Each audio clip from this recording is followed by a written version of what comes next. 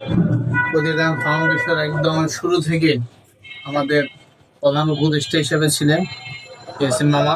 উনি আজকে আমাদের মাঝে আসছেন। আমরা অফিস নেওয়ার পরে প্রথম ওনাকে আমরা পেয়েছি। আমরা অত্যন্ত আনন্দিত ওনাকে পেয়ে। আর ওনার পরামর্শই সেই 17 সাল থেকে আজকে 2025 সাল এই পর্যন্ত প্রতিদান ফাউন্ডেশন একটি সফল সংগঠক হিসেবে পরিচিতি লাভ করে।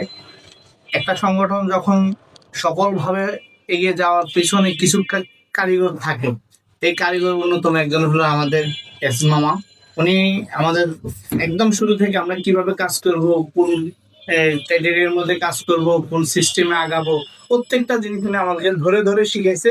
যার ফলশ্রুতিতে আপনারা দেখতে পাচ্ছেন পুরান ঢাকার মধ্যে এখন একটা নাম করা সংগঠন হলো প্রতিদান ফাউন্ডেশন। তাই সকলের কাছে